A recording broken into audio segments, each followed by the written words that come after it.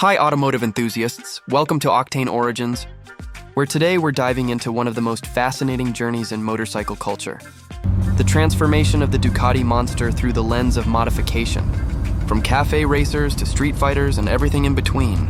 This is not just a story about a bike. It's a story about identity. About how a machine became a mirror for its riders, and about how design choices ripple out into entire communities. Over the next half hour, we'll explore how a motorcycle introduced in the 1990s as a stripped-down, raw expression of performance evolved into one of the most customized, debated and celebrated canvases in modern motorcycling. We'll look at why the Monster resonated so deeply with enthusiasts, how it became a lightning rod for competing visions of what a naked bike should be, and what all of this says about the bond between riders and machines.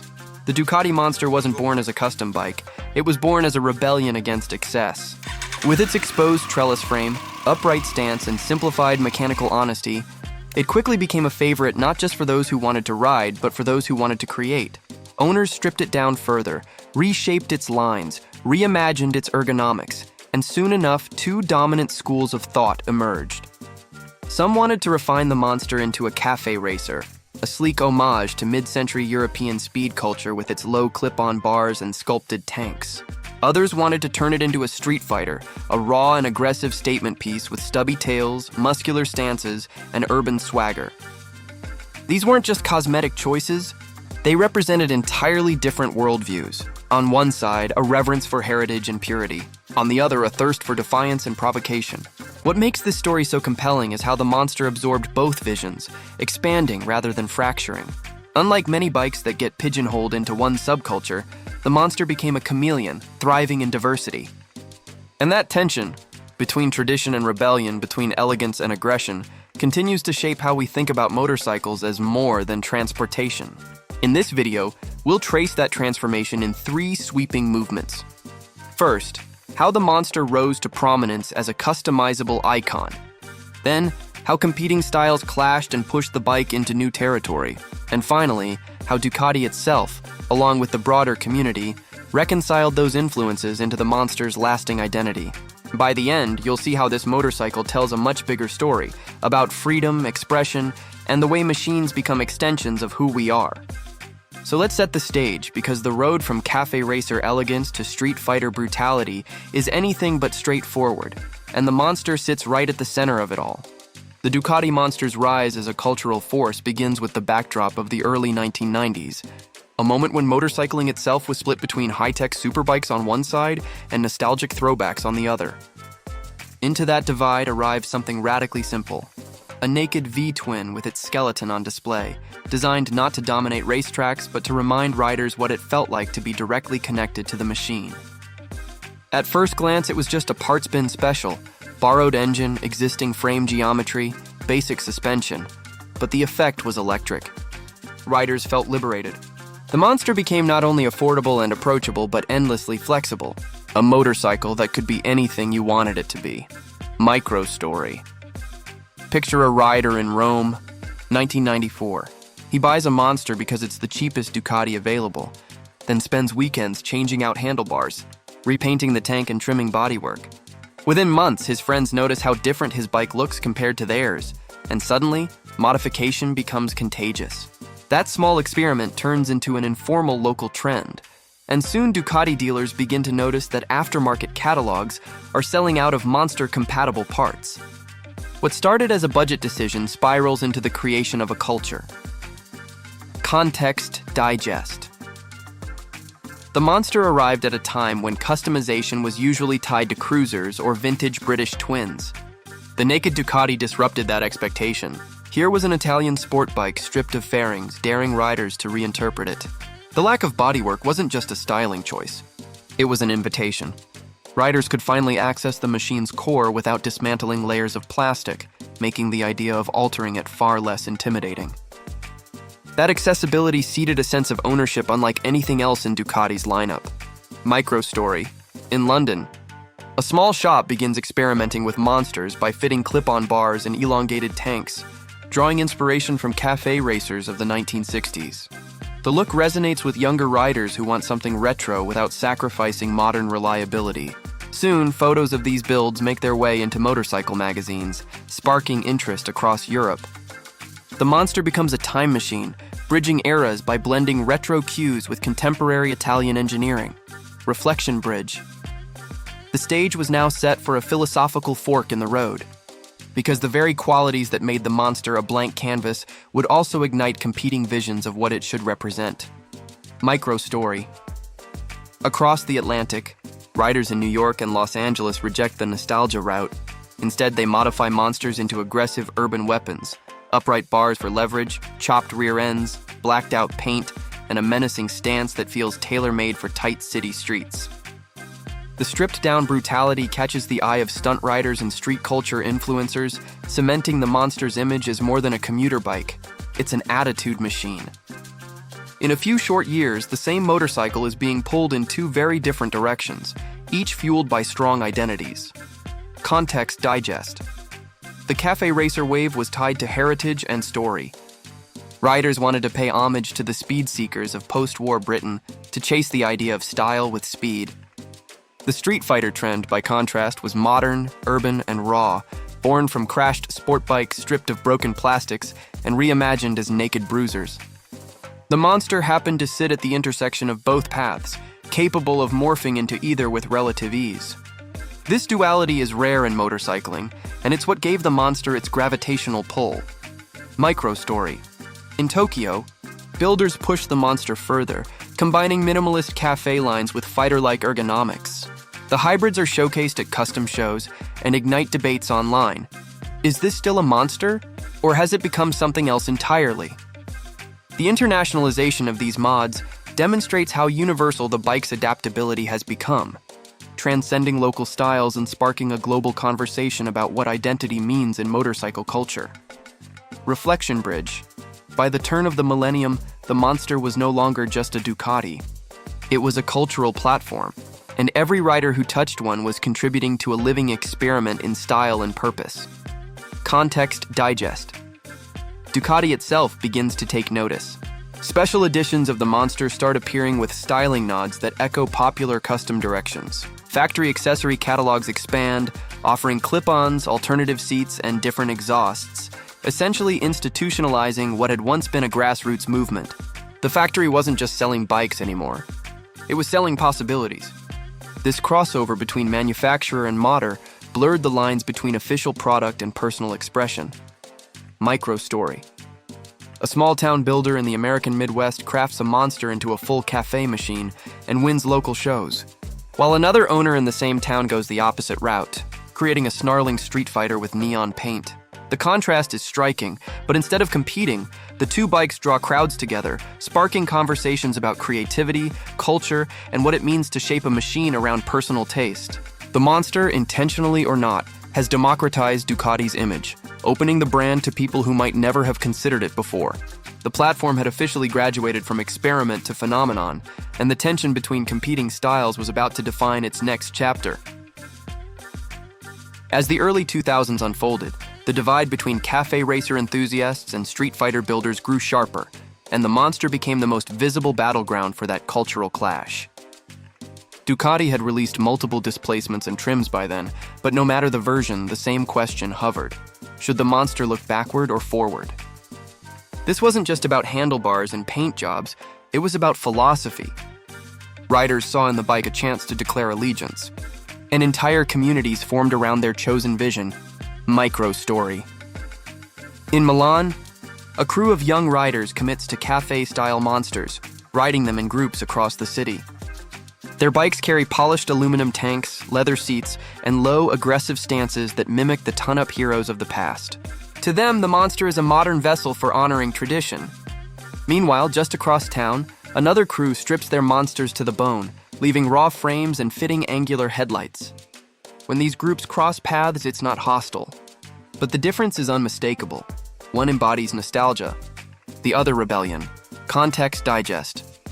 The rise of internet forums in the early 2000s turbocharged this divide.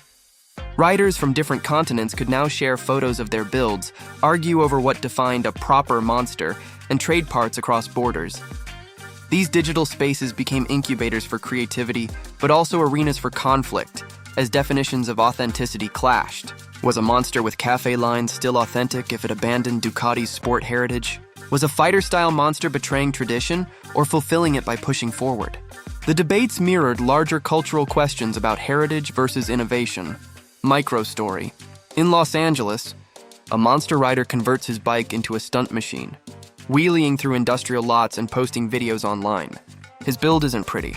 It's functional with crash bars, cut plastics, and reinforced controls. Yet his clips rack up thousands of views and inspire others to see the Monster not as art, but as tool for adrenaline. This new lens shifts the conversation, proving the Monster could exist outside traditional design categories.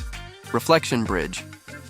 The more diverse the Monster became, the harder it was to pin down, and that ambiguity was both its strength and its vulnerability. Micro-story. A boutique builder in Paris unveils a Monster cafe conversion at a high-profile show, complete with handmade bodywork and bespoke suspension.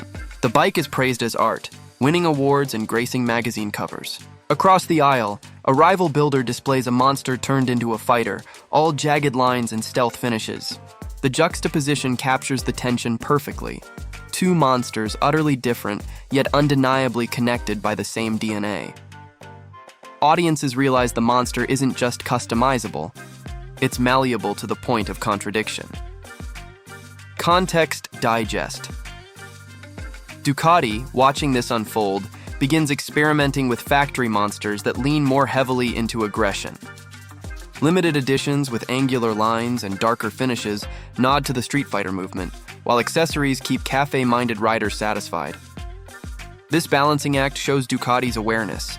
The Monster had become bigger than its initial blueprint, and the brand was walking a line between shaping the narrative and letting riders lead it. The gamble was whether trying to please both sides would dilute the identity or solidify it. Micro-story. In Sydney, a rider builds a Monster that blends cafe aesthetics with fighter ergonomics, sparking online debate. Some purists call it confused. Others hail it as evolution.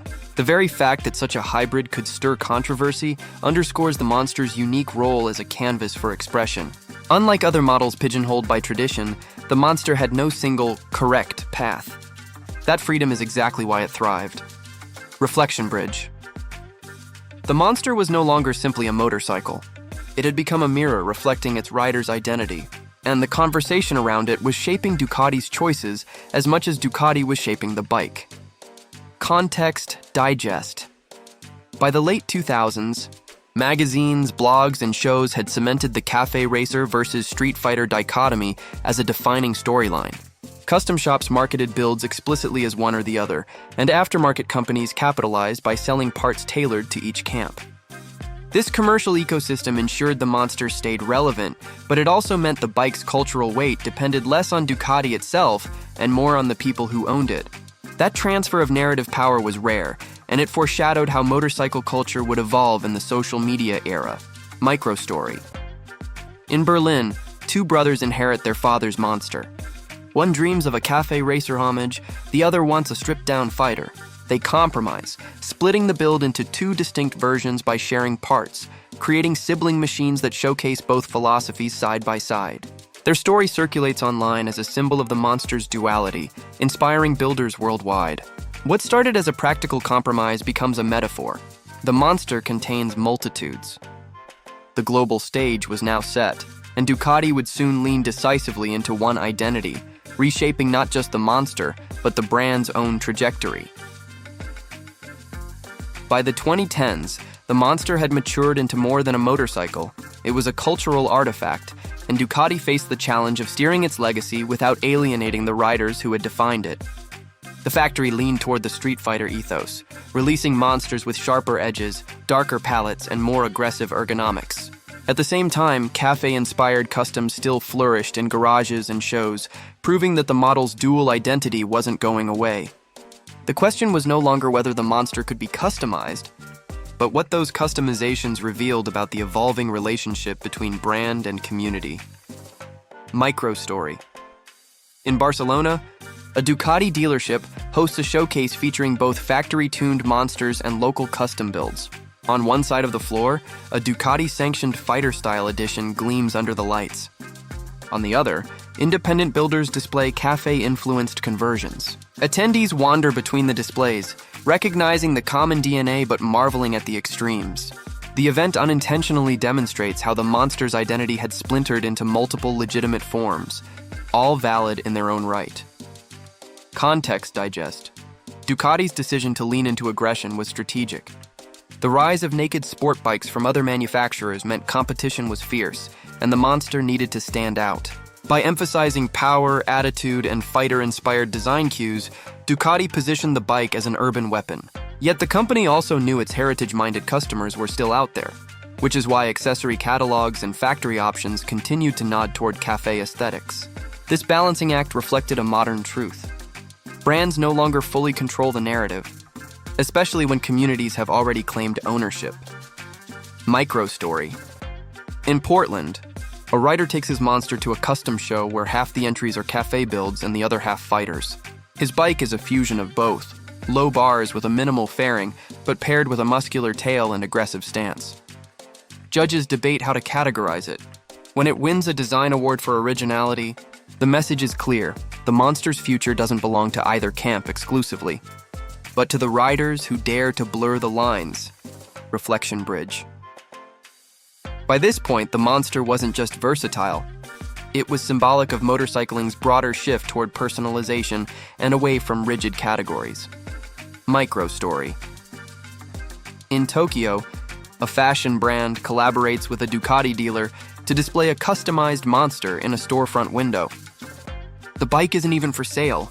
It's an art piece painted in avant-garde patterns. Pedestrians stop to photograph it, post images online, and spread the brand's message. The Monster here functions less as a vehicle and more as cultural currency, a physical embodiment of creativity. That transformation from transport to symbol captures the depth of the model's impact. Context digest. The cafe racer versus street fighter debate eventually cooled, not because it was resolved, but because it became normalized. Riders stopped asking whether one style was truer than the other and started celebrating the coexistence. The Monster's reputation as a chameleon gave it longevity, helping it survive shifts in taste that sidelined other models. Ducati's willingness to release variations while allowing the aftermarket to thrive kept the story alive, reinforcing the Monster's role as a cultural bridge. Micro-story.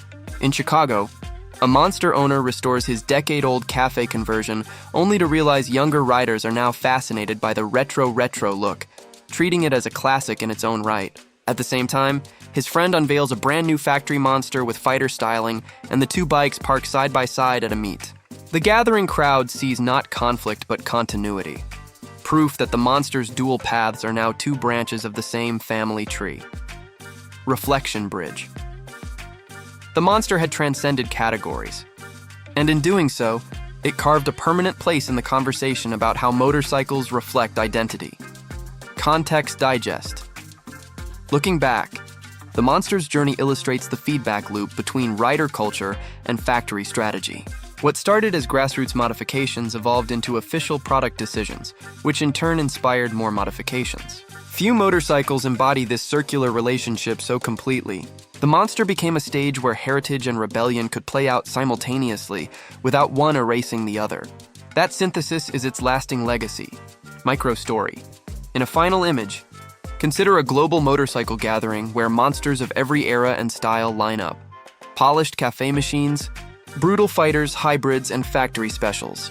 Each tells a story, each carries the fingerprints of its rider, yet together they form a cohesive tapestry. Spectators don't argue over which is authentic. They marvel at how one model could contain so much diversity. The Monster isn't defined by its form. It's defined by the freedom it embodies. The long arc of cafe racer elegance meeting street fighter ferocity had finally resolved. Not in victory for one side, but in harmony through multiplicity.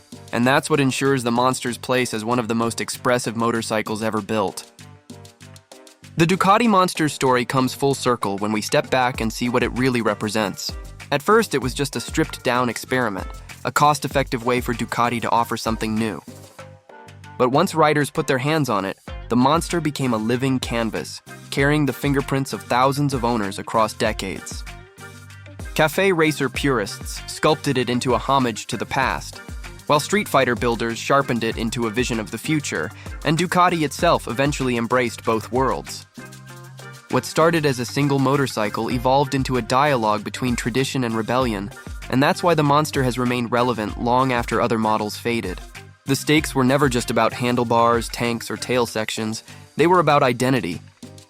Riders chose café lines to declare reverence for speed culture's history, or they chose fighter styling to embody raw defiance in the urban landscape.